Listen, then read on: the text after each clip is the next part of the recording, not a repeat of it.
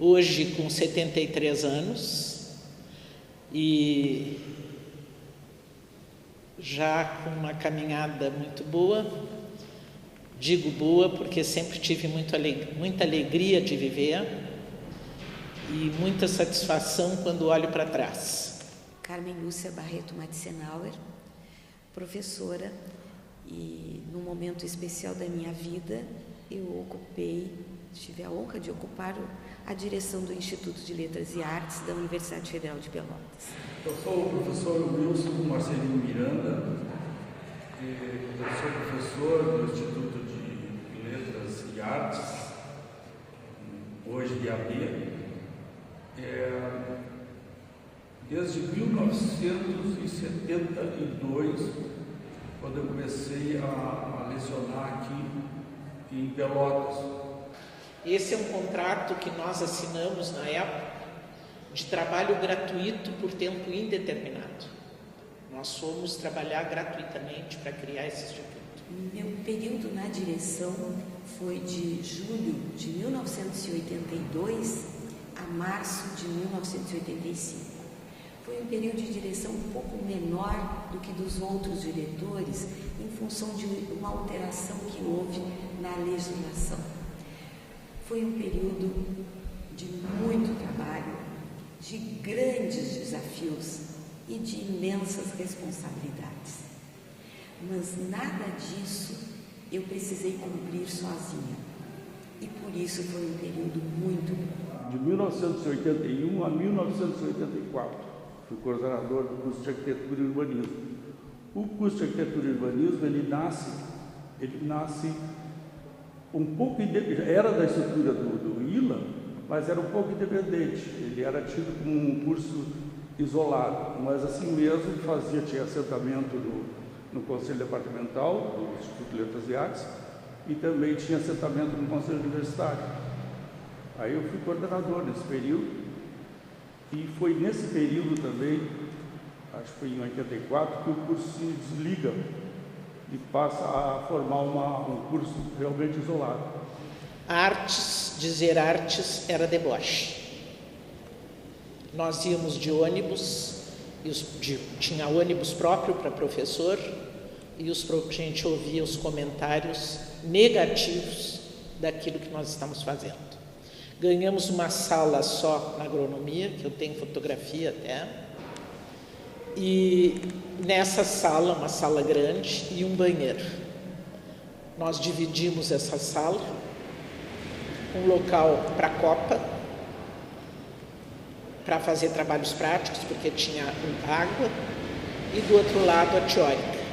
E trabalhamos o tempo inteiro, as aulas eram dadas com as portas abertas. Tínhamos um painel na entrada e as pessoas eram curiosas, muito curiosas, de ver o que nós fazíamos em termos de arte. Em 1983, como nós contávamos já com muitos professores da área de letras e todos dávamos aulas de língua portuguesa e de línguas estrangeiras em diferentes cursos da universidade, nós conseguimos montar um projeto e obtivemos a aprovação junto ao Conselho Universitário. Estava criado o curso de letras vinculado ao Instituto de Letras e Artes da universidade. O Instituto nasceu lutando por espaço físico e lutando para que a arte tivesse o seu espaço. Isso foi uma coisa bastante dura, bastante difícil. Nós tivemos, como eu falei, primeiro uma sala na agronomia, depois 2 salas na agronomia, depois 2 casinhas na entrada. E quando eu assumi a direção, já uma preocupação muito grande de que tivéssemos um espaço único. O ILA ganhou um grande presente, que foi o conjunto de obras do Leopoldo Gottuso. Esse grande artista, grande pintor pelotense, faleceu nesta época e entrou em contato com o Instituto de Letras e Artes, com a direção, o inventariante, dizendo que todo o seu acervo tinha sido doado para a antiga Escola de Belas Artes, Dona Carmen Trápaga Simões, aqui da cidade de Pelotas. Então foi muito difícil, nós tivemos que fazer um arrazoado extremamente completo e complexo para provar diante da justiça que o Instituto de Letras e Artes era a continuação da Escola de Belas Artes.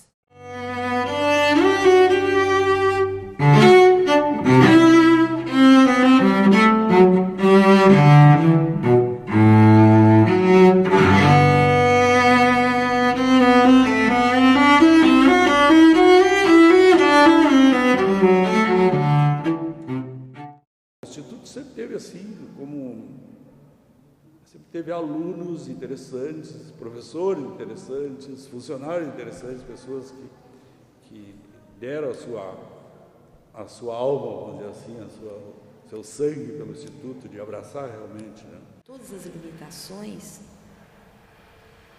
talvez se tenha feito alguma coisa, e se alguma coisa foi possível, foi unicamente pelo trabalho permanentemente conjunto de todos os professores, dos funcionários e inclusive dos alunos, sempre aliados poderosos em todas as lutas que o ILA teve na sua história. Bom dia, sou a professora Maria de Lourdes Valente Reis, sou natural de Pelotas, Rio Grande do Sul, tive minha formação básica aqui. Cheguei à Universidade Federal de Pelotas em 1975, através do concurso vestibular, quando então ingressei no curso de Arquitetura e Urbanismo. Naquela época, o curso de Arquitetura e Urbanismo, ele pertencia à estrutura do Instituto de Letras e Artes. E já no primeiro ano eu me senti muito aproximada assim, das questões da arte, tinha um duplo amor, assim, a arquitetura e a arte. Em 1976 eu fiz uma seleção para ser monitora da disciplina de Plástica 2, que era uma disciplina ministrada pela professora Miriam Souza Ancel, e que era uma disciplina da arquitetura, mas eu passei durante 4 anos então nas disciplinas da arquitetura e de artes, atuando em várias delas, e fiz inclusive vários projetos de extensão, especialmente na área de artes, trabalhando com tapeçaria e uma série de outras coisas que sempre gostei muito, né? Em 1984 eu tive a oportunidade de fazer concurso público, para a disciplina de estudo de materiais e técnicas, que na vaga da dona Marina de Moraes Pires, a criadora da Escola de Belas Artes, que de alguma forma sempre me trouxe uma grande responsabilidade, já que ela também foi uma grande mentora do desenvolvimento das artes em Pelotas. Então, em 1984, eu começo a trabalhar aqui no Instituto de Letras e Artes como professora, coordenando o ateliê de lã durante muitos anos, e nós trabalhávamos com as disciplinas dos cursos de artes e também com muitos projetos de extensão, onde essa equipe de professores ministrava cursos e também os alunos, enfim. E acabei me envolvendo muito com as questões administrativas, fui coordenadora do então curso de graduação em Pintura, Escultura ou Gravura, e comecei de alguma forma a representar a classe de professores no Conselho Departamental, representava Letras e Artes no COSEP, representava o COSEP no Conselho Universitário, representava Letras e Artes no Conselho de Informática, então eu fui me envolvendo com as questões que nos eram inerentes ao Instituto e essa relação com a universidade como um todo. Na época, quando nós nos candidatamos, então, a gente apresentou essa proposta. Aqui eu tenho, só a título de curiosidade, o cartaz que foi feito sobre papel craft com stencil. Então nós fizemos esse cartaz convidando a comunidade para ouvir a nossa proposta, e ela foi apresentada em 2 momentos, no dia 1º de dezembro de 2009 e no dia 3 de dezembro, aliás, no 1º de dezembro de 1992, 9 da manhã, na Escola de Belas Artes, e no dia 3 de dezembro, às 19, também na Escola de Belas Artes, porque nós já tínhamos nessa época a unidade funcionando com cursos diurnos e noturnos, então quisemos levar essa proposta nos 2 horários, né?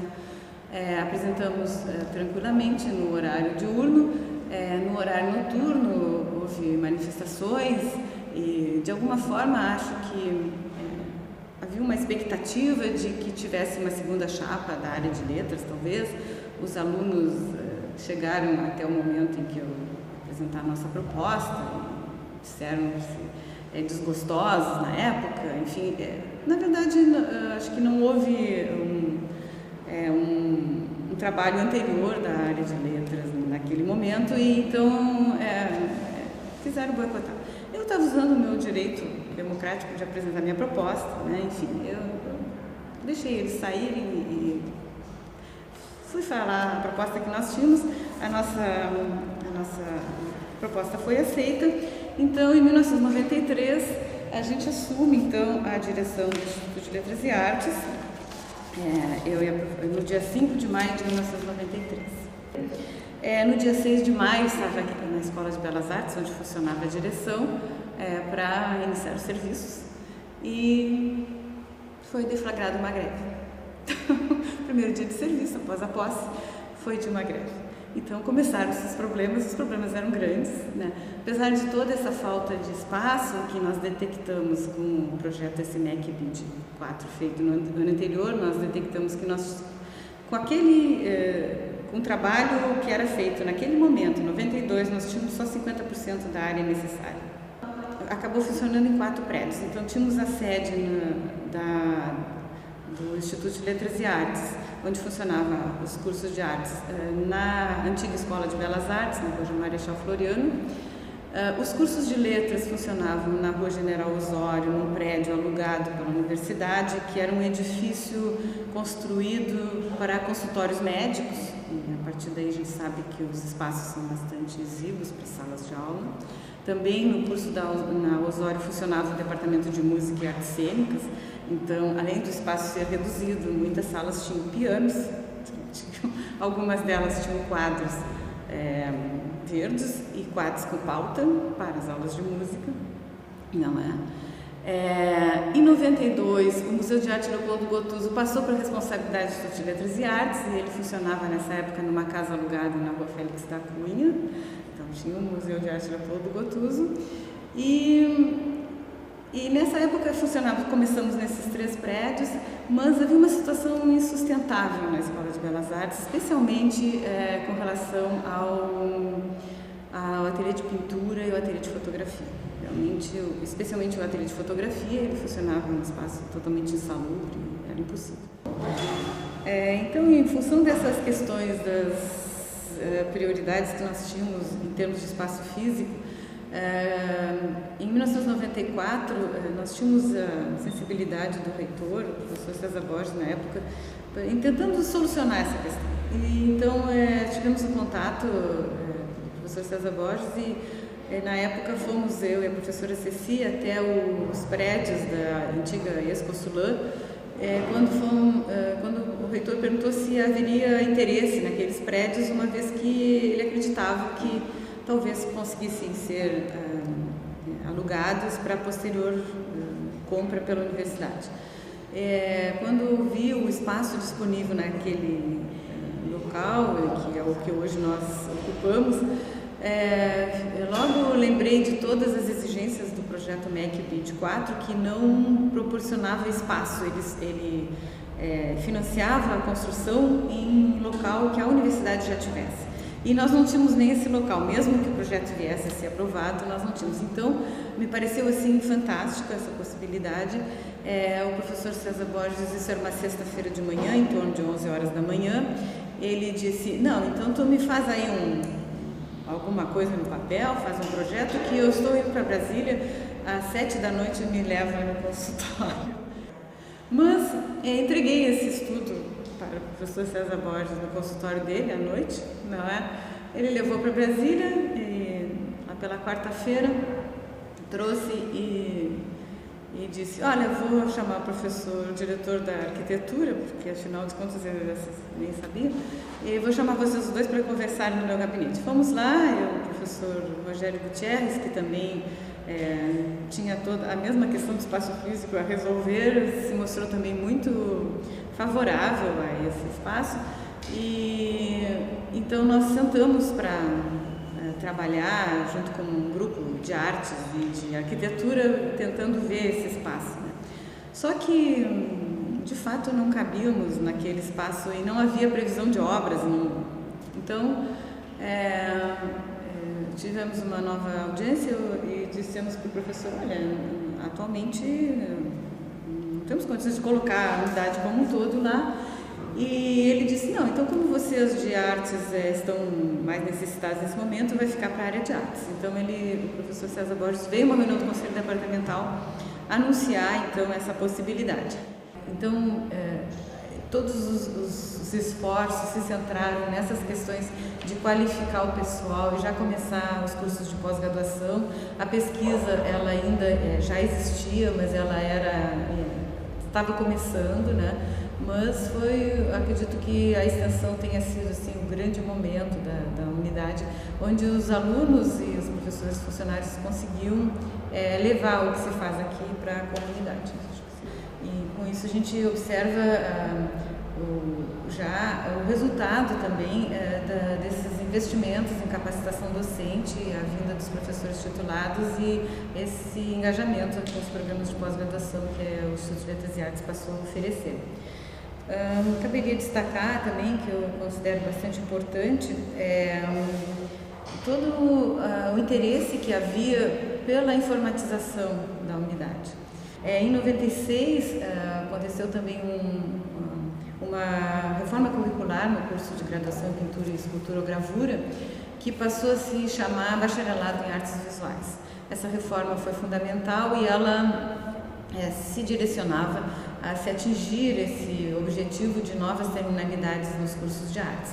E ela proporcionou, então, que a Comissão de Estudos do curso de Design Gráfico viesse a propor, então, uma habilitação em Design Gráfico no curso de Artes Visuais. Importante, havia uma procura da comunidade e também, com isso, nós tivemos toda uma preocupação de mantermos as áreas de artes. Então, no vestibular, que anteriormente os alunos faziam vestibular para o curso de artes, escolhiam pintura ou escultura ou gravura por dentro do curso, nós tivemos o cuidado de fazer com que o vestibular fosse independente para habilitação em design gráfico, de forma a não comprometer, vamos dizer assim, as áreas tradicionais da unidade. Então, eu acredito que essas são as principais questões, assim, que dizem respeito.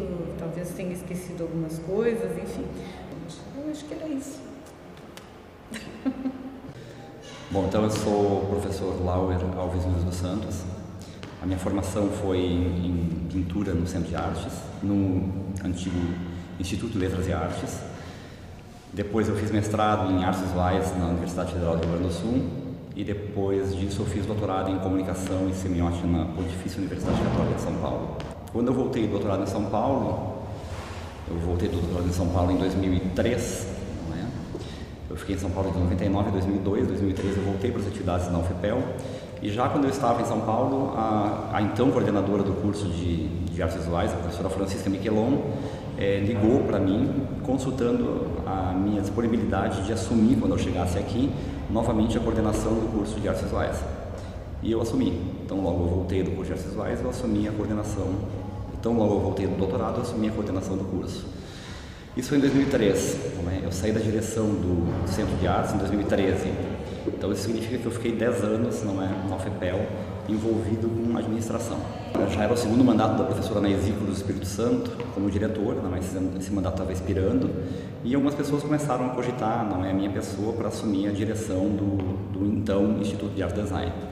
E foi um processo bem natural, não houve uma disputa naquele momento, um embate, foi quase por indicação que eu acabei aceitando, assumir a direção do Instituto.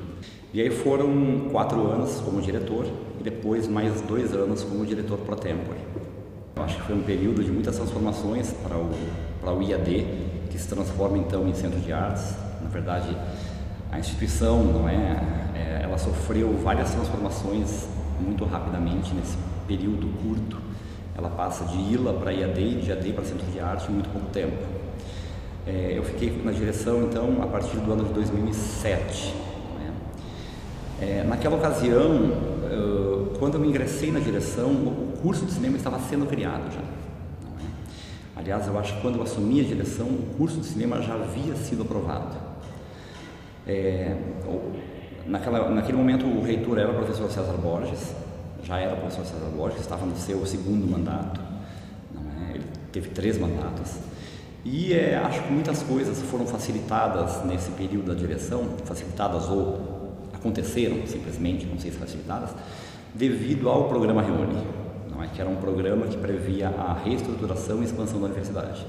Esse programa ele foi implantado efetivamente a partir de 2008, mas ele já estava sendo, de certa forma, ventilado a partir de 2007.